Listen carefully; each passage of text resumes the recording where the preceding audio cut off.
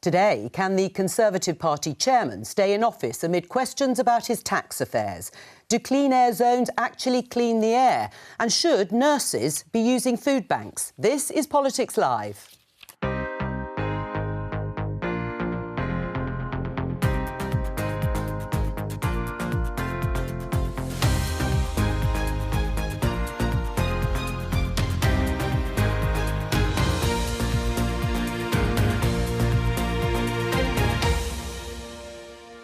With me today, Conservative MP Gareth Bacon, Labour MP Chris Bryant, Conservative commentator Albion Mancona and editor of the House magazine Rosa Prince. Today, the Prime Minister orders an ethics inquiry into the Conservative Party chairman. Nadim Zahawi paid a penalty to the taxman when he was Chancellor. The Prime Minister says there are still questions that need answering. When situations like this arise, we deal with them promptly, we deal with them professionally, and that's what we're doing in this case. Everybody knows it's wrong. He clearly isn't going to resign, and so the Prime Minister needs to show some leadership.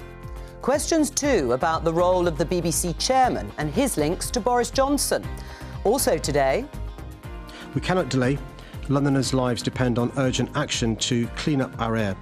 will expanding London's clean air zones actually improve the air quality? Nurses on strike last week over pay, but do nurses need to use food banks?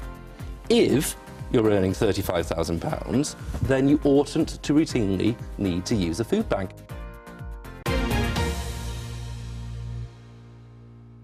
Let's start with this story, headline in the Daily Telegraph. National Grid ready to pay customers to switch off. This is the story that up to 1 million households in England, Scotland and Wales will be paid to use less electricity between 5 and 6 o'clock this evening as part of a scheme to avoid future potential blackouts. We spoke actually about smart meter anxiety last week as people were finding it very difficult to keep watching the amount of money they spend on energy go up minute by minute. But on this particular scheme, starting with you, Gareth, would you take cash to switch off the lights?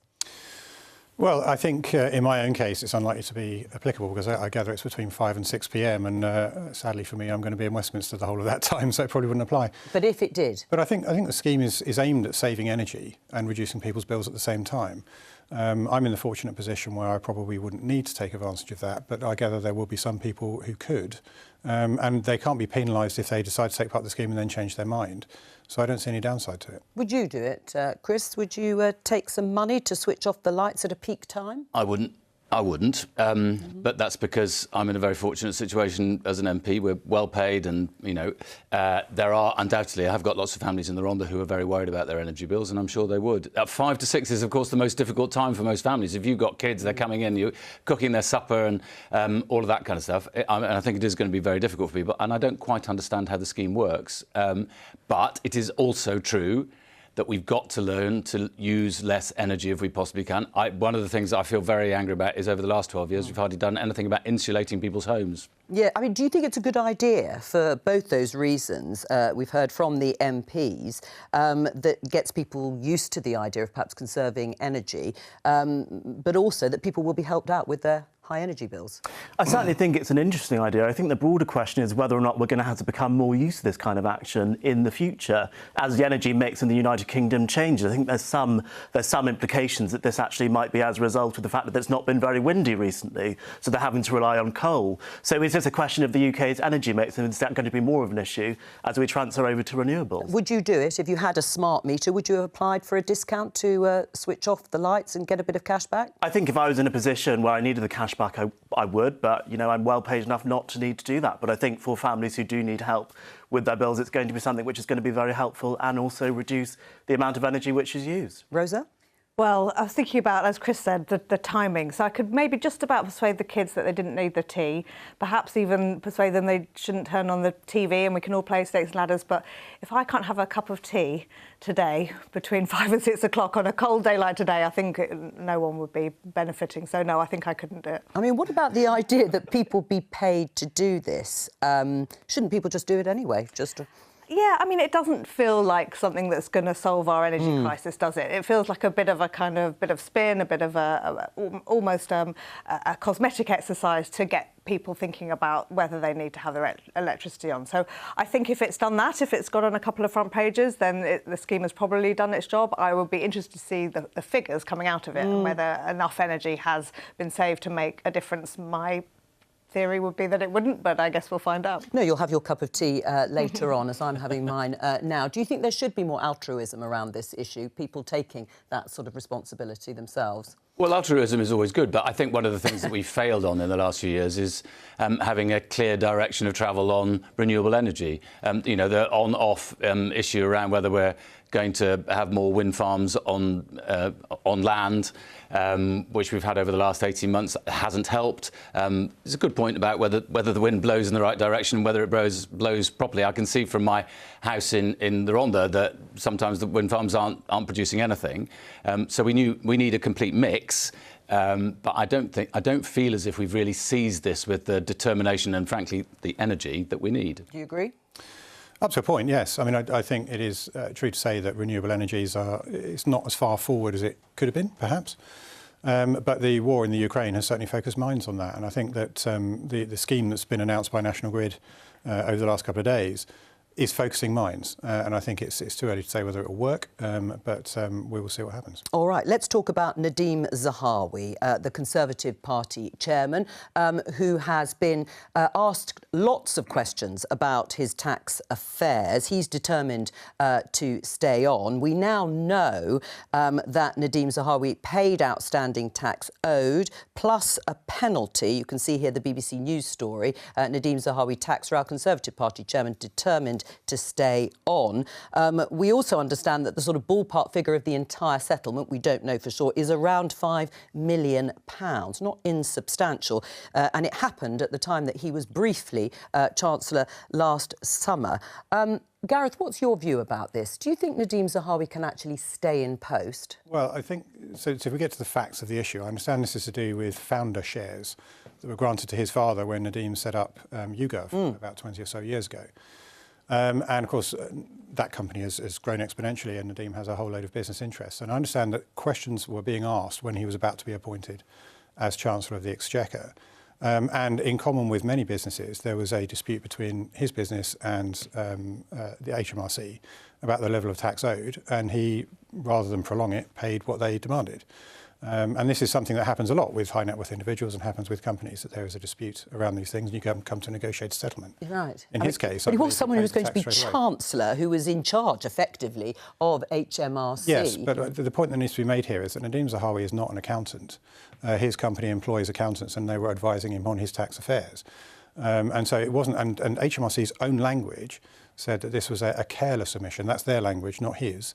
Rather than an attempt to evade tax, which of course would be illegal. Yes. And so careless to the tune of, if the whole settlement was around £5 million. But so you think he should stay in post? Well, that's not for me to say. I mean, that's very much you must have a view, Gareth. Do you think he should stay, or do you think now there's this ethics inquiry that's been launched, do you think he should be at least suspended, or at least... No. No, okay. And the reason is because we live in a society where you are innocent until proven guilty, not the other way around. Chris?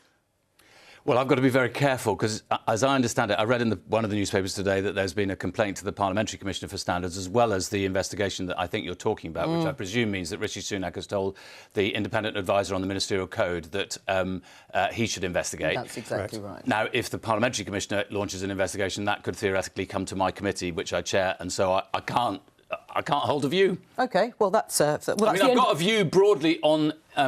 transparency, and I think transparency is really important. Well, I think most people would agree with that, wouldn't they? Well, yes, but and probably the best way for that to be resolved is, of course, for Nadim Zahawi to come on the programme and explain everything. But one of the things that really worries me, if you try to find out the full list of ministerial interests at the moment, the last time they were published was last May. The list of ministerial interests at the moment, available online, isn't even an accurate list of ministers.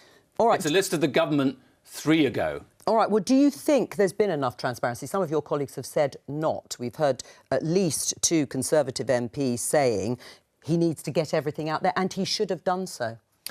Well, I mean, I think within hindsight, he probably would agree with that because it would have made the whole thing go away. But ministers are required to declare their ministerial interests, and the point Chris makes there, I think, is a reasonable one. The ministerial interest should be as up to date as members of Parliament's interests, and I would be inclined to agree with that. I just want to... We're going to go to my colleague, our correspondent, in just a moment. But can Nadim Zahawi still fulfil his role as party chairman while all of these questions are still swirling? Yes, I think he can. I think Gareth is absolutely right to say that we do live in a society where people are innocent until proven guilty. And, you know, and I'm glad that the Prime Minister has called in an investigation with the independent ethics advisor.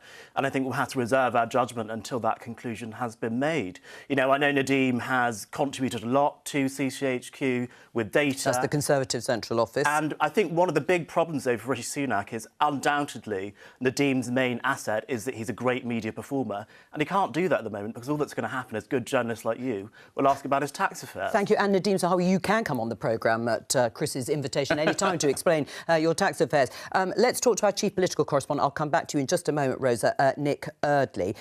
Listening to the discussion here, can he stay on, Nick? Well, look, I think he wants to, Jo, and I think that by ordering this investigation, the Prime Minister has probably bought Nadim Zahawi a bit time because, you know, this morning there was just this deluge of further questions for the Tory chairman about how much he'd paid in a penalty to HMRC, about how what has emerged now matched up with some of his previous comments. And I think there was a real question this morning about his future. If you have that investigation, though, it gives ministers that cover of saying, well, we need to see what happens with the investigation. Let's leave it to the independent advisor to go and look at that. So my hunch is that he probably does have a bit time just now.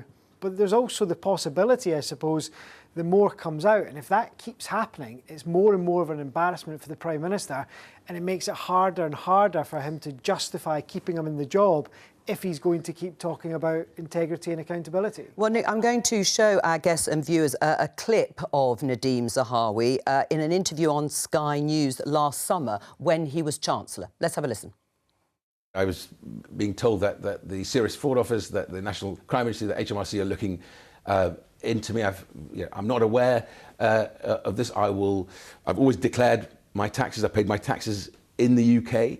I will answer any questions HMRC has of me.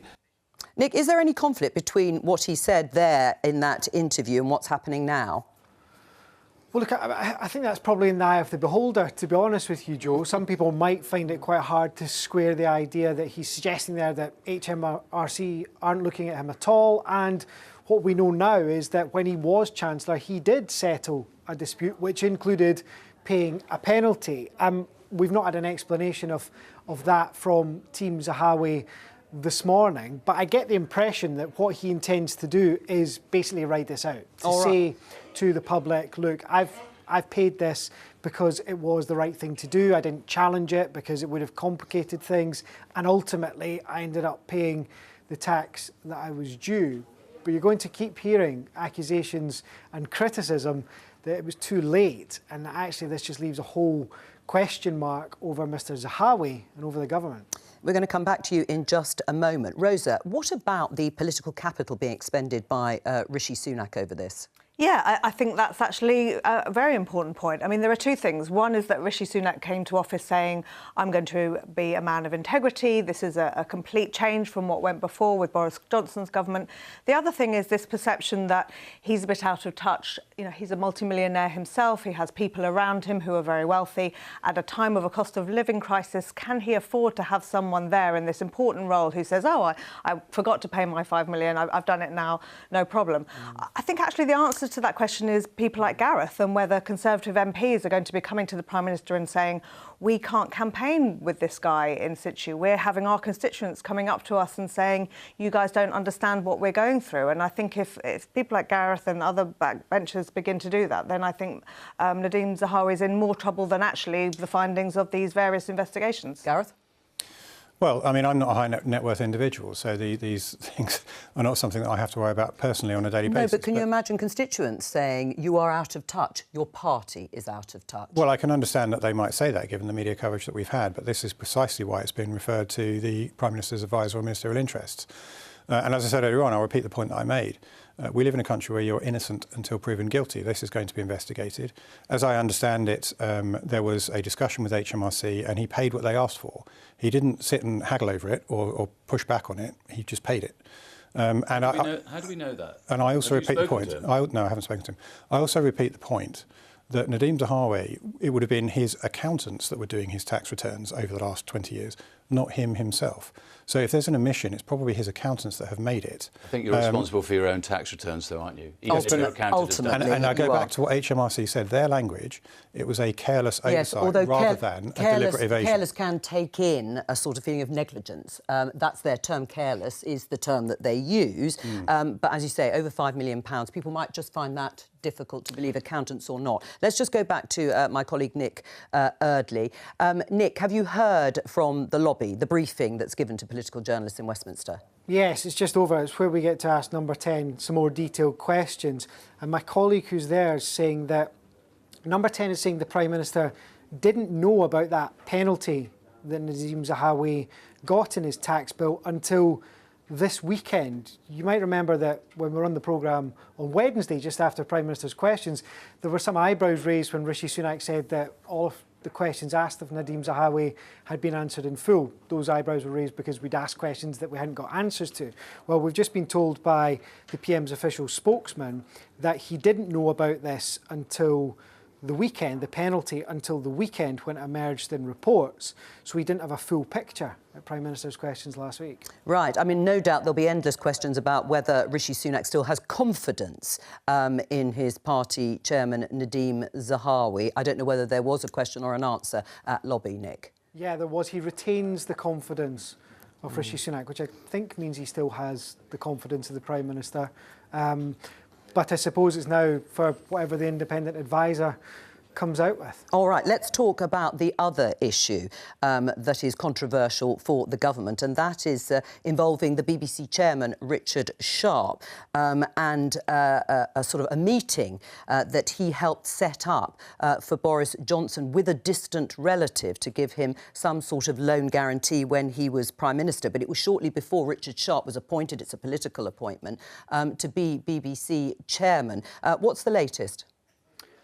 Well, look, I mean, the latest on that is that Rishi Sunak's government is basically saying it wasn't us, that when this all happened, it was under Boris Johnson. They think that the rules were followed properly, that Mr Sharp got the job because he was the best person for the job.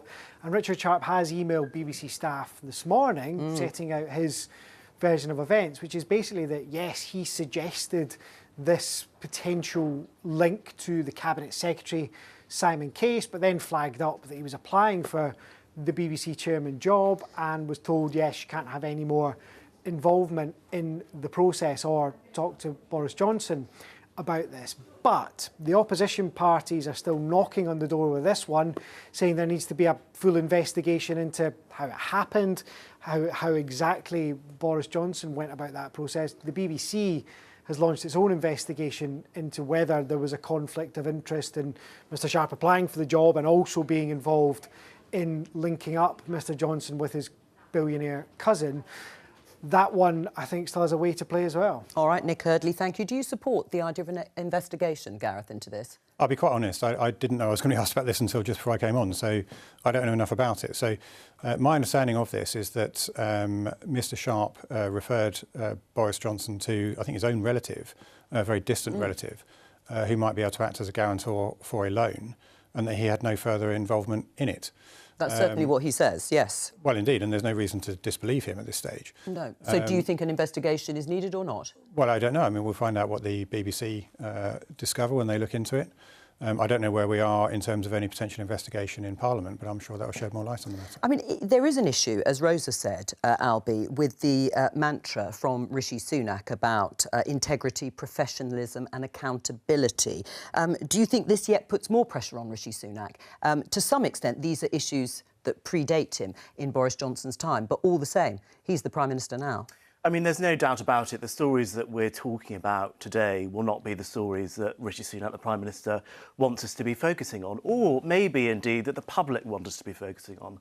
I sort of get the sense that maybe some of these stories are a bit exciting to us in the Westminster bubble, but actually perhaps viewers at home and people in the public will want us to be focusing on the cost of living crisis. That's just shabby. The NHS crisis. Shabby, shabby, shabby. Well, I mean, is it shabby? I mean, Yeah, just a point... because in the end, all of these things end up being excuses for bad behaviour.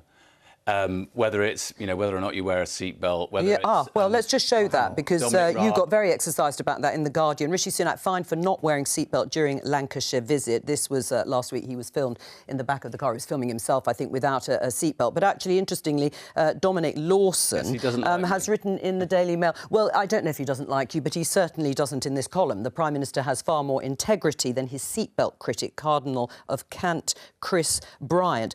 Are you in danger of being a bit too pious over these things by trying to lump them together? Well, no, I think I'm chair of the Committee on Standards. I think it's important that we have standards in public life. I don't ever claim to be a pure, perfect, wonderful person, as you perfectly well know. And I've said that many, many times in Parliament. Right. But I just want to make it clear that when you have a government which repeatedly excused Partygate, and you end up with the Prime Minister, two Prime Ministers now, not quite in a row, because we had another one in the middle, who being fined by the police for different things. When you have the Deputy Prime Minister being investigated by the ethics for bullying on, I think, 4 different counts.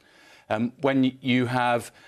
I think Nadim Zahawi has also been accused of not telling the full truth about the Greensill inquiry. Because Dominic Lawson is saying that you are being far too pious, that there isn't a moral equivalence between not wearing a seatbelt. It is his claim, as some of the other things. I haven't ever said that. But Gareth, you wanted I'm assuming then that Chris will be calling for Keir Starmer to be given a fixed penalty notice, because we saw over the weekend pictures of him sitting in the back of taxis giving interviews without wearing a seatbelt. I think in 1996. After the seatbelt law was passed. So, these things can go round and round and round, and we can blow as much smoke as we like to try to create the impression of impropriety. I think toning it down, this is a Westminster bubble thing. I really do think we should tone this down. Is it a Westminster bubble thing, or is it more, it has credibility far beyond Westminster? Personally, I think that the people who make the laws shouldn't break the laws. And I think that probably the average Joe in the street broadly agrees with that. I mean, I wear my seatbelt. It's not that hard. I pay my taxes. This is what we expect of citizens. And therefore, to the power of 10, we expect that of our politicians. All right, let's talk about Gareth, by the way, you say that you're in favour of ministers publishing things at the same time. Why did you vote against that in the House of Commons only a few weeks ago, then? Look, I mean, the statement... Because the whip's told you. Well, hang on, let him answer. The statement you just made about the minister's things not being published or up till May was something I was unaware of at this point. And I happen to agree with Chris. Should you have been aware of it? Well, I think that ministers' declarations should be in line with members of Parliament. I think that's a reasonable point. I think they should be in terms of when they are published. We literally had a vote on it in Parliament, and you voted the other way. All right, we're going to move on because I want to talk about the ultra-low emission zone. Let's have a look at this headline in the Evening Standard. London suburbs in revolt over Sadiq Khan's ULEZ is the acronym for it, expansion. This is about London Mayor Sadiq Khan announcing the expansion of the zone to all London boroughs from the 29th of August. It will mean more heavily polluting vehicles that don't meet minimum emission standards will have to pay a £12.50 daily fee. In 2020, you will remember the tragic story, 9-year-old Ella Adukisa Deborah, who died following an asthma attack, and she became the first person in the UK to have air pollution listed as a cause of death. She lived near the South Circular Road in Lewisham, South East London, and died in 2013. We're joined by her mother, Rosamond Adukisi Deborah, and she's been campaigning ever since, and probably before, on air pollution levels. Rosamond, can you tell us what happened to Ella? Yes, absolutely, Jo. Ella, who was not born with asthma, I always have to stress this so it's very clear. She suddenly got asthma, I think 3 months before her 7th birthday. And to show you the extent of her asthma, she is on record as having one of the worst cases of asthma ever in the UK. And that's how severe it was. Initially, it was so bad, she was having fits. and we thought it was epilepsy. We were thinking all sorts of things, but unfortunately, it was the PM 2.5 that, you know, the tiny particles that had got in her bloodstream. And at the first inquest, we were a bit puzzled why the pathologist then said Ella looked as if she had been smoking. And I do recall looking at her consultant, looking a bit puzzled that, sorry, we didn't realise this. And through investigations, I took samples from her body when she passed away. And Sir Stephen Holgate went back to look at it, and PM 2.5 was littered all over her body. So it was always there to start off with. Yes. But at the first inquest, obviously, that's not what we were looking for. And the coroner concluded that if it wasn't for the illegal levels of air pollution, not only would she not have got asthma, but she wouldn't have died on that fatal night. And tomorrow, she would have been 19. So this has been 10 years now. Yeah, no, it's hard to believe so much time has elapsed. You've been campaigning for the Clean Air Bill, or Ella's Law. What would that actually mean? It will actually mean, and I hope the MPs on there will support it because we're struggling. What it means is clean air will actually be a human right. And it means any decision the government makes through a development, maybe to build a school near a main road, they will have to look at the air pollution. We've also considered indoor air, and I have to stress, indoor air wasn't a reason why Ella passed away, but we have looked at indoor air, things like mould. Yes. And it's quite tragic that we didn't know what was to come with Howard's death. So Ella's Law does feature indoor air as well as outdoor air. And it's something that needs to be implemented, because as we look at the National Health Service right now, a lot of illnesses, diseases, cancers, autoimmune diseases, and everything really has been linked to air pollution. Well, as you say, certainly linked or shortening people's lives. Certainly there is evidence of that. You're supporting the expansion of the ultra-low emission zone in London, presumably because you believe it will improve air quality. I am supporting it, and I need to be very clear about this. So at Ella's inquest, it was the Borough of Lewisham, they were one of the parties, the government, and we know what the coroner said about the government. Unless they clean up the air, children will continue to die, and children have. The number of children dying from asthma hasn't changed. But one of the reasons why I am supporting it, if you remove the politics out of it, all the experts who took part in the inquest, they all made recommendations to the coroner. And the one thing they all agreed on was that the ultra-low emission zone must be expanded. And when you look at the data now, in the areas where the ultra-low emission zone isn't there, the premature deaths are higher. So places like Bromley, Croydon has... Well, you're mentioning Bromley, which, of course, Orpington is in Bromley, in your constituency, rather, is in the borough of Bromley. You're not in favour of the expansion of the zone. Listening to Rosamond there, are you not convinced it is a must? No. Now, some of the things that Rosamond said there, I would agree with. So where we cite schools, I think, is an extremely important point. But the ultra-low emission zone, the Mayor knows this as well, because the Mayor's own study showed that expanding the ultra-low emission zone to outer London would have a minor to negligible impact on air quality. This isn't about air quality, it's about raising money. And Rosamond mentioned Bromley. This is coming from a report from Imperial College, I believe, the methodology of which has been severely criticised because it aggregates out death and it doesn't factor in age of people who are dying. Bromley has a very elderly population, many of whom are in care homes. And these people are included as being said that they are dying prematurely because of air quality. Actually, Bromley has amongst the best air quality in the country and certainly amongst the best in London.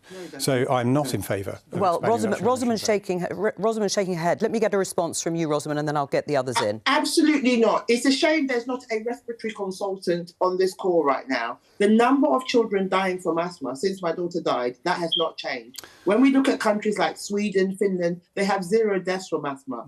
Asthma has increased, and the only time children didn't die from asthma in this country is between 23rd of March 2020 and the 4th of July. All right, well, and what was going on then? Right. Lockdown was going on during then. Indeed, let me get Gareth to respond. Yes, the irony is that during lockdown, the only way that people could get around, or the best way people could get around, was driving their cars. Look, in outer London, air pollution is not the thing. So since Rosamund tragically died, that was, I think you said 10 years ago. Rosamund Ella is her daughter. Ella, I beg your pardon. I meant no offence there. Yeah. But since she tragically died, of course, the ultra-low emission zone, which was conceived when Boris Johnson was the Mayor of London, was introduced in central London, and nobody disputes that is a good idea. And then it was expanded to the North and South Circular, which would, of course, take in Lewisham. And again, nobody's opposing that.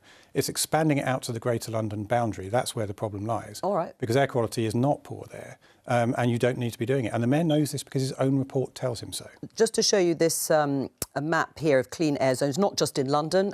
They have been introduced, as you can see here, in other cities across the UK. And there are future plans, as we'll see in this map, of other zones being put in place in Aberdeen, Dundee, Edinburgh, etc. Do you support the expansion of the zone, or is it about money? 40,000 people die of poor air quality in the country every year, and we should be doing something about it. It's crazy that it's taken us such a long time to see. Well, when you say they die, it's not put on their death certificates in the way it was with Ella. It is about shortening. Well, I mean, it is an important distinction because in the case of Ella, it was actually, she was the first person to have that on her death certificate. Because the particular, yes, particular. Others could have their lives shortened, but indeed, they weren't killed by it. OK, I was going to make that point myself, okay, but so methodologies vary between different respiratory experts, but the truth of the matter is that most of them agree with a figure of 40,000 people every year dying in the UK with this as a contributory factor. And that if we were to tackle the problems that you have, in particular along some motorways and some road areas, there are different means of doing that. So in my local authority area, for instance, on the A470, you can only drive at 50 miles an hour instead of 70 on the dual carriageway. All of these things help. I think it's a terrible shame that Outer London wants everybody else to have to clean up their air, but doesn't want Outer London to do so. I think it's disgraceful attitude that's been. Well, actually, Outer London has the worst improving air of anywhere. But it already has very good air in the southeast, and you have 204 people, according to the methodology that you've just laid out, deeply flawed methodology. Well. That's not actual people. That's an aggregate that's drawn without any kind of weighting at all in terms of age or in terms of preconditions or any of those things. Which I understand really that point. I just think you're fighting against common sense. Frankly, we all know that we've got. Why don't you come to Orpington and talk to my constituents about common sense? You come and talk. You would have a really good conversation on the doorstep if you try to advance that argument. I'm not sure that this kind of just pointing, wagging fingers is going to do any good for anybody. I think there is a common sense argument, which is that we need cars that are cleaner. Right. We need to, apart from anything else, I'd like us to get to a net zero carbon situation, and we need to take every single, do everything we possibly can to get to that. But there is an important row about whether or not it will actually improve air quality and whether or not this is going to restrict people who need their cars, their vehicles, to get around outer and inner London. Look, I think everyone wants cleaner air. I don't think that is something which we are debating. It is the measures that we put in place to get that cleaner air. And I don't like this idea that we're going to put restrictions on how people live their lives so we can get cleaner air. I'd much prefer that we provided the infrastructure so people can use electric cars, so people can use public transport in a way that means people can continue to live their lives freely, but the air gets cleaner rather than just saying, well, we're going to charge you to drive around London when you're a small business owner, perhaps a builder, that has to rely on their car in order to get their livelihood. Isn't the polluter pays a pretty good principle? Well, I think it depends which polluter it is, but my point is, why does it depend which polluter it is? Because ultimately, you know, if you are a young person who can cycle into work, then there's no problem. But if you are someone that relies on a heavy goods vehicle, for example, and there's literally no other way that you can do your trade without it, then I feel that seems a bit not very equitable. There are a series of exemptions under the scheme, and people can have a grace period up until 2027. I think the Mayor of London has done a pretty good job at trying to make a scheme that will work. Rosa? Yeah, I mean, first of all, my heart goes out to Rosamund. I live near Lewisham. My kids are similar age, and I can't imagine what you've been going through these last 10 years. I sort of agree with everyone. It's one of the many reasons I'm glad I'm not a politician, which is that we need to clean up our air. We can't have our kids breathing this stuff. But I do worry about people who types of people you're talking about, and also, you know, we're in a cost of living crisis when people have got old bangers that they can't really afford to replace, and I do worry about the impact on them. And I wonder if we could have some more schemes, perhaps through the Mayor of London, perhaps through central government, where there's incentives for people to go green. And we definitely need to improve our green technology. I mean, we've been hearing about how hard it is for electric car users to charge their cars, and this technology is just not advancing at the pace that we need it to. And Rosamond, listening to the discussion and the fact that it would be a cost, obviously a daily cost on people with those heavy polluting vehicles in a cost of living crisis, do you think more needs to be done before it is introduced by the Mayor, the sorts of things that Rosa was saying to make the climate greener? I think we need to be clear that 85% of cars currently are compliant, and that's going to go up to 91% by August. So we're talking about 10% of cars who actually need support on this. And I was one of those nagging the Mayor to increase bus services, especially out of London, and the government also need to invest in public transport. So we all realise that, you know, the cost of living crisis. But let's be really, really honest. People who are really, really poor, they are the ones who rely on buses on the main roads, who are breathing in this filthy air. They will never be able to afford an electric vehicle ever. So I think when people say poor, I think we just need to be really careful. But 85% of cars are currently compliant. All right, Gareth, and then... So just on that point, I mean, I'm inclined to agree with that. But the Mayor of London, Transport for London, produced a report in 2019 that showed that in outer London, households with an income of only £10,000 normally needed to use a car to get around. And that goes up to 72% when you get to £20,000. So we're not talking about rich people here. We are talking about people that cannot afford to simply replace their car, who are going to either get hit with a £4,500 bill per year, or they're not going to be able to get around. Finally. That's exactly the point that I was going to make. If we look at some of these other places, you know, I think I saw Bradford on there, I think I saw Oxford, the public transport provision is very poor, and people rely on their cars in order to get around. All right, that's all we have time for, but thank you very much to you, Rosamond, for joining us today. And we'll talk to you again, no doubt, if that bill goes through. Let me just show you this headline. It's actually from a week ago, last week. Daily Mirror, out-of-touch Tory MP says nurses using food banks should budget better. It was a comment made by the former Levelling Up Secretary and Chief Secretary to the Treasury, Simon Clarke, as nurses walked out in a dispute over pay and conditions. He was asked about that comment in the newspaper on BBC Politics North yesterday. Let's have a listen. If you are earning the average nurse's wage, which is £35,000 a year, according not to me but to the Royal College of Nursing, if you are earning that salary, then I do not believe that is a salary at which routinely you should need to use a food bank. And I think that is an important thing to say. Obviously, the median salary in this country is about £28,000. What did you make of his comments, Rosa? To quote Yes Minister, very brave, very brave remarks. I don't think they're going to go down very well with... Although he doubled down. He doubled down, yeah. I think it's the kind of thing, you know, you can say what you want and you can do the maths and you can sort of work it all out. I think it's just a bad look at a time when nurses are on strike and we're all worried about the cost of living, to be telling them how they should be managing their budgets. I think it looks patronising, and I actually think that quite a lot of Conservative MPs would take a different approach and wouldn't use that form of words. Gareth, would you? Well, no, I personally wouldn't have done, because of the... I completely agree about the emotion around the argument about nurses at the moment. Also, it's far too generalised in terms of a comment, because there's lots of nuance here. If you're on £35,000 a year and you have a number of children and you're the major breadwinner, or you're in a joint income household, one of you dies or loses their job, then of course your circumstances are very, very different. So on a case-by-case basis, I think it's very difficult to get into this debate speaking in generalised terms. So personally, no, I wouldn't have used that description. But there is a case to be made, and I've spent time talking to my local food bank, and I've been to see them. They work very much in conjunction with the Citizens Advice Bureau, and very often people that are coming to the food bank are there because they don't know what benefits they might be entitled to, and sometimes it is a question about how they're managing their personal finances, and CAB can help with that. And I think that's probably the point that Simon was trying to make there. But of course, it's been swept up in a lot of media noise and it's distracted from the real issue. Well, I mean, he's very clear in what he says. I mean, is he right, Simon Clarke, that if you are earning £35,000, you shouldn't need to routinely use food banks? But I thought the word routinely was doing an awful lot of work in that sentence, and the word if at the beginning as well. Nurses start on 27,000. Absolutely, yeah. Look, what is shocking is that anybody needs to go to a food bank. We are one of the wealthiest countries in the world, and particularly shocking that people who are in work. And this is what I've seen in my local food bank over the last few years. It used to be a particular category of person who'd fallen on hard times, having a difficult, might have a crisis in their life because of a divorce, a broken relationship, or being evicted from their house. Now, it is much more commonly somebody who is in work, has a family, has kids, and they are really, really struggling. And of course, the fact that energy bills have doubled is part of the problem. But in particular, I find it really depressing when it is the people that we clapped during the pandemic, and we suddenly discovered that all these people on lower incomes were actually key workers in the, people who drive buses and people who keep supermarkets going and all the rest of it.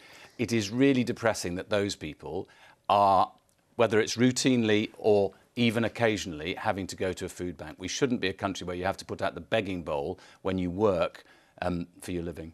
Albie? Look, I don't think it's appropriate for people to be judging and dictating other people who use food banks, especially people who are unlikely to have ever or will ever use food banks in their entire life and who are very well paid. So I actually found that comment from Simon, and actually a lot of other people have been making similar comments, quite difficult. Lee Anderson. Be that as it may, sure, definitely people can help ease the cost of living crisis by better personal budgeting, perhaps trading down in supermarkets. There is a role for better personal finance, but it's how you phrase those comments, and I think the phraseology of that was tough. But you just ended up doing exactly what you said people shouldn't do, trading down in supermarkets. Do you think poorer people haven't actually thought about trying to get the cheapest available brand in the supermarket? We had this from another minister last year. It's been a series of Tory MPs who go on television and lecture people about how to manage their personal finances. I wasn't lecturing anyone, Chris. I was just making... people That's should not trade down I didn't in say a they supermarket. should. I said they could. It's a different word. I'm not lecturing anyone. I'm just saying there is a role for personal budgeting and personal finance to ease the cost of living crisis. Do you disagree with that? You've just done it again. But do you disagree with that? Is there a role or not? No, it's the patronising... But it's not. I said there could be. Patronising assumption behind it, which basically says these poor people haven't even thought about doing better budgeting. Honestly, it really angers me. Well, that is an assumption of motivation, obviously, behind the comment. Is that what you meant? No, that's not what I meant. I was just simply making the point that there is a role for personal finance when it comes to easing the cost of living crisis.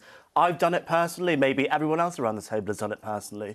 It's not me passing a judgment on someone else or being condescending towards other people. What does that mean and how they manage the cost of living crisis? I mean, in terms of food banks themselves, poverty existed before food banks actually came into fruition here. I mean, isn't that the case too, that it's not that poverty has just started with the emergence of food banks?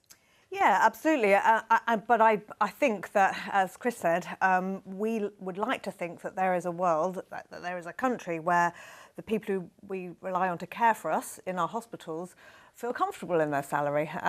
Retention is a huge problem at the moment. I mean, I think that's one of the key demands of the strikers, not so much their pay, but actually their working conditions, because they're so chronically understaffed.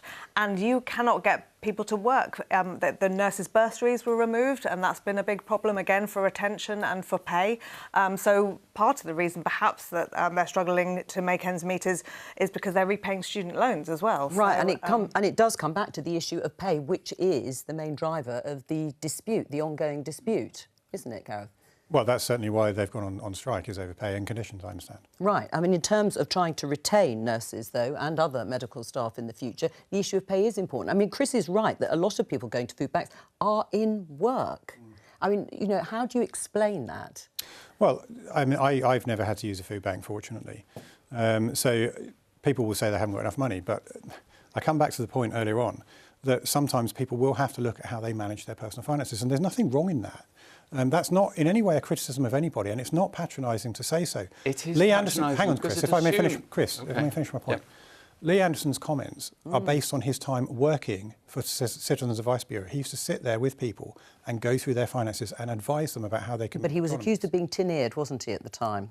Was he at the time? Yes, there were a lot of people that said it was tin-eared. What do you... Well, they're saying it now. Look, I mean, people need to look after their personal finances. That's perfectly true. You have to... We've had ministers saying, just go out and get that better paid job, just go and work more hours. It just is not as simple as that. We've had energy prices doubling in a year. We're at the end of the programme, I'm suppressed, afraid. Chris can and carry no on, but growth that's all we have time for in today. And Tory Alex Britain. Forsyth will be here tomorrow with more Politics Live. From all of us here, bye-bye.